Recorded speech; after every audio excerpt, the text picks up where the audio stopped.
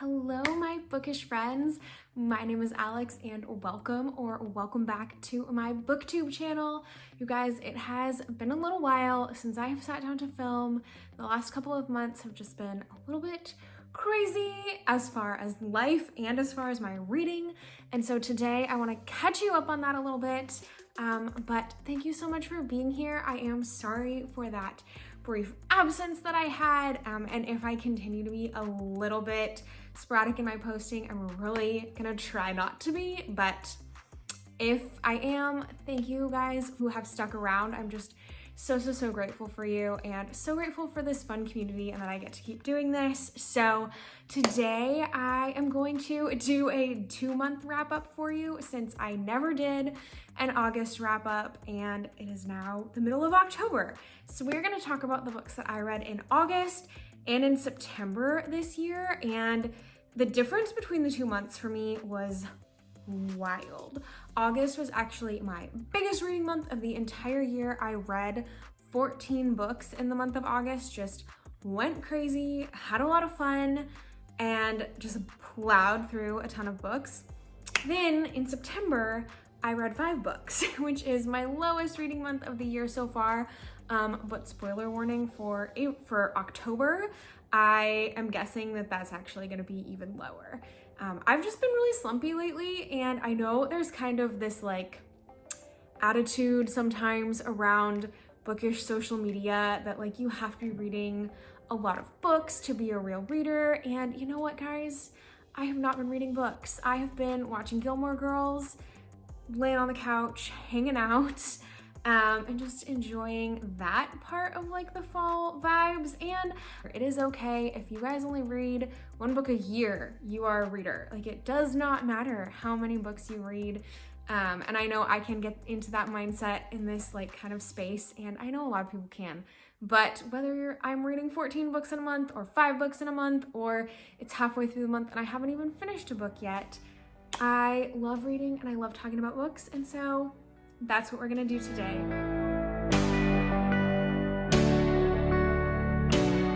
Starting with the 14 books I read in September, this is gonna be a bit of like a quicker wrap up since it's been so long since I read some of these books.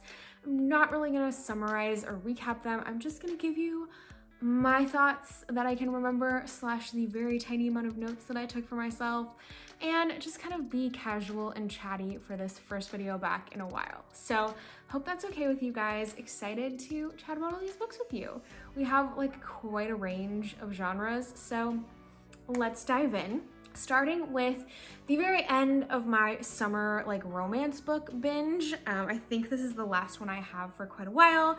It was Meet Me at the Lake by Carly Fortune. I had recently read her other book, which I'm now forgetting, Every Summer After, and enjoyed that one, but also kind of had mixed feelings about it. This one I put not very memorable, which I still agree with because it's been a while and I really hardly remember it. It's like a girl who met a guy 10 years ago and they were supposed to meet up, and then he never showed, and them running into each other like 10 years later and their romance story from there. But yeah, it just wasn't that great. A little bit of Mamma Mia vibes to some of the storyline as well. And yeah, just nothing amazing.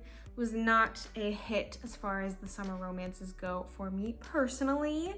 So I gave that one a 3-star. And then I moved on to a fantasy romance. I read The Inadequate Heir by Danielle L. Jensen, which is the like 3rd book in the Bridge Kingdom series, the first of like her brother's story, and I actually gave that a 2.5 stars. It just did not do it for me. I was very bored. It was way too long. And yeah, just was not feeling it, not vibing. It's like basically the same story as The Traitor Queen, but told from a different perspective. So I kind of knew everything that was going to happen. Yeah, not it, not for me. That was The Inadequate Heir. I decided to read The Ballad of Songbirds and Snakes because that film is coming out very soon, and I was a huge Hunger Games fan in high school, so I just thought this would be a fun and interesting read. And at first I was really hooked, and then it took a turn for the weird / boring. Also gave this one a 3 stars, you guys. I was kind of striking out.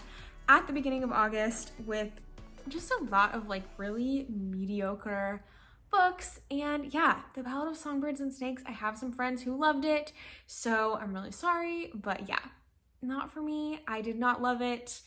It was okay. I also had an arc from T. Kingfisher, her newest like short novella, Thornhedge, which is like a really quirky kind of Sleeping Beauty-esque retelling, very like whimsical. It was cute, it was a good idea, but again, it just ended up being okay for me. I really didn't love it, really was not hooked. It took me actually a long time to get through, even though it was a super short novella. So Thornhedge got a 3.5 star. So my highest so far out of the ones that we've talked about. It was a rough reading month to start with, but you guys, it picks up because I'm telling you, I ended up reading 14 books, and there is a reason for that we will get to. But the next thing I want to talk about is my book club book that we read for the book club that I'm a part of. In August, we read The Ashes and the Star-Cursed King, which is the sequel to The Serpent and the Wings of Night by Carissa Broadbent. It was not nearly as good as the first one to me. It had a much slower start. It was a little bit choppy in like the pacing and writing style, as well as just like the storyline of the first one was so much more captivating. The stakes were so much higher and more fun in the first book. And in this book, the stakes felt low and kind of murky and weird and confusing. And I was overall just kind of frustrated with our main character and was not that into it. But I am still going to continue this series because the next duet in the series is one following a character that I really like from this series. So we'll definitely continue on with these books, but yeah, definitely not my favorite. And to be honest, I know this is not a popular opinion, but so far I much prefer the Daughter of No Worlds trilogy to the Serpent and the Wings of Night duology. I really liked the first book in Serpent and the Wings of Night, but not the second one, and I liked 2 of the 3 of the other books a lot, and the third one was pretty good. So yeah, I enjoyed that one more. I know that's not a popular opinion, but it's mine. Okay, now here is where the majority of the reading for the month came in, and most of these are audiobooks, by the way. I haven't mentioned that, but I mention that almost every month. I'm a major audiobook listener, and I read at the beginning of the year some Shadowhunter books by Cassandra Clare, got super into them. I read the entire Clockwork trilogy again. I had read those in high school, reread them in order to read the like Chain of Gold, Chain of Iron, that trilogy. So plowed through all 6 of those books and had a blast.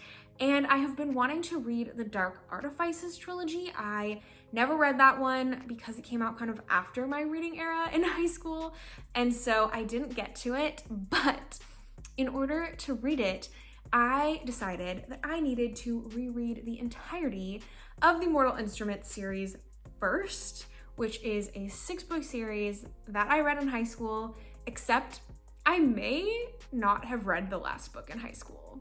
I think I only read the first 5, which doesn't really matter anyways, but I was just blown away when I got to the last book and was like, I don't think I read this. I don't know any of what's going on. So anyways, good thing I reread them. But yes, 6 books I read on audiobook, all of the Mortal Instruments series, City of Bones, City of Ashes, City of Glass, whatever the next 3 are. I read them all and it was so fun. I plowed through them because I have read them before, so I had them on like crazy fast speed and was reading like 1 a day basically, just to kind of catch myself up. You guys, these are ridiculous. They are definitely the worst of the Shadowhunter books. You can definitely see Cassandra Clare's growth as a writer, and of course these are the controversial, like weird brother sister but not romance, super strange. Anyways, I loved these in high school, so it was really fun to reread these, and just the funny like 2010s pop culture references. Yeah, I was all for it. It was a blast. But that kickstarted my huge Cassandra Clare binge, which spent the entire rest of the month reading all 6 of these, and then I finished them and was just about to get started on Lady Midnight, which is the first of the Dark Artifices series, when a friend of mine informed me that I should really consider reading the short stories, The Tales of the Shadowhunter Academy, before jumping into the Dark Artifices. So I stuck that one in there, read those short stories next, and then I dove into Lady Midnight, and I finished Lady Midnight and Lord of Shadows. In August, I was not able to finish Queen of Air and Darkness until the beginning of September, but I did read 10 Cassandra Clare books within like the span of 3 weeks. It was a lot. It was fun. I really enjoyed the first book in this series. The second and third ones, not quite as much, honestly, but if you don't know anything about Shadowhunters, they're our world. There are just humans and technology and all that good stuff. And there are also these creatures called Shadowhunters or Nephilim that are like half angel demon hunters who fight demons and protect the humans, the mundanes, from these like dark creatures. And then there's also magical beings like fae and warlocks and things like that, werewolves. So it's kind of this like paranormal, it's definitely the Twilight era. I think even this is blurbed by Stephanie Meyer. It is the paranormal romance era, but they are still going on. There's still another series yet to be written, and I cannot wait for it because it's going to follow characters that I finally met when I read this series, who I just adore. So I'm actually really excited about that, even though the end of this was not my favorite in the world. I still am looking forward to picking up the next series, and yeah, this one was definitely my favorite of the Dark Artifices, and I really enjoyed our main characters, Emma and Julian, in this series. So I know I kind of blew through those, but I kind of blew through them when I was reading them, and if anyone wants to talk Shadowhunters, I have read now 16 Shadowhunter books this year, so you could say it's a little bit of an obsession, a little bit of an addiction that I have going with these books, but now I'm pretty much caught up. I have a few short story collections that I may read in between while waiting for the next series to start coming out. But moving on to September, so I told you the first thing I read in September was Queen of Air and Darkness by Cassandra Clare. And then I read 4 other books. Again, pretty okay books. It was a rough time. But for my book club, I read a book called She Started It. It was like a bachelorette party thriller, and all of the characters were very dislikable. It was kind of hard to read because you just weren't really rooting for anyone. It was kind of darker than I expected it to be and quite sad. And yeah, just didn't end up loving that one very much, but I read it. It was the time. It happened. Then I read Assistant to the Villain, which you guys may have seen around. It's very popular on Book Talk right now. It was from the same publisher that put out Fourth Wing, Red Tower Books, and it's like a cutesy kind of rom-com but fantasy about a young woman who gets a job as an assistant to a villain, and it's kind of like a workplace romance but in a fantasy setting, and it's cute, but I really wanted more from it. I kind of wanted it to be a standalone, and it's going to be a series, and the end was not very satisfying, so we'll see if I decide to pick up the next book. I did give it a 4-star just because I had a fun time reading it and it was really quick and easy, but yeah, I'm not like on the edge of my seat for the next book like I am for Iron Flame. Not even close. Then I picked up Never a Hero, which is the sequel to Only a Monster by Vanessa Len. This is a YA fantasy. I didn't actually love the first one all that much, but I buddy read it with one of my dear friends, and she wanted to read the second book together, so we did. And I'm actually really glad because I liked the second book a lot more than I liked the first one. It's like a time travel related fantasy with these people who can take time from other humans. In order to time travel, they call themselves monsters. The terminology in these books is really rough. I don't like it. It's not the best, and it's really hard to get past, but when you do, I actually enjoyed the plot of this one a lot more than the first one. And to finish it out, I read House of Roots and Ruin by Erin A. Craig, which is another sequel slash more like a spin-off from House of Salt and Sorrows. These are like gothic. The first one was like a 12 Dancing Princesses retelling. The second one was not. It was following one of the sisters, but it was more of like this kind of gothic, moody, floral, botanical, interesting, like ghosts kind of story. And I liked it, but I wanted to like it a lot more. I kind of felt like I was forcing myself to finish it by the end. I'd heard a lot of good things about it. I know a lot of people really enjoyed it, but I did not love it that much. I gave it a 3 stars. So there's that. That is kind of a quick, good explanation of why I ended up in this reading slump that I'm in, is because I just read a lot of books that were just okay. And I did this to myself last year.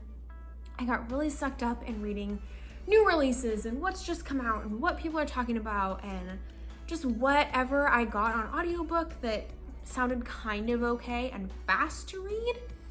And instead of reading books that I really want to read and like know I'm going to love and enjoy, I would do that, and I'm doing it again. And I got myself in this place where I've just read so many books that I didn't really like, and I have so many books sitting on my shelf that I think I'm going to love, but I keep telling myself I can't read them because I need to give them this amount of brain space and I need to have this amount of focus before I can start them.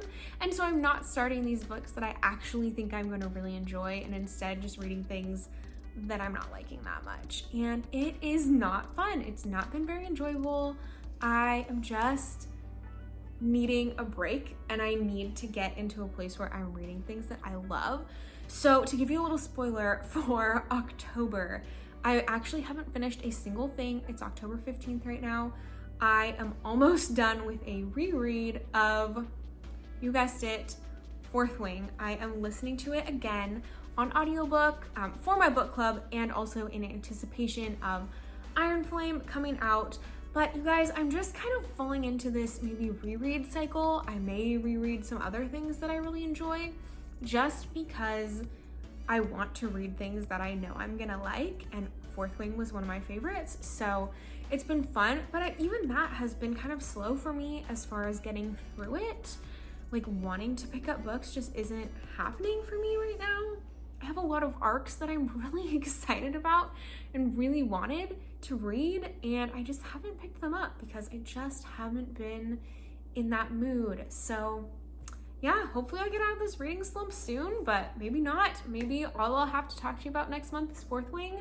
Anyways, thank you for hanging out with me for this recap slash discussion of reading slumps and books that I've read recently that are okay, except the Shadowhunters.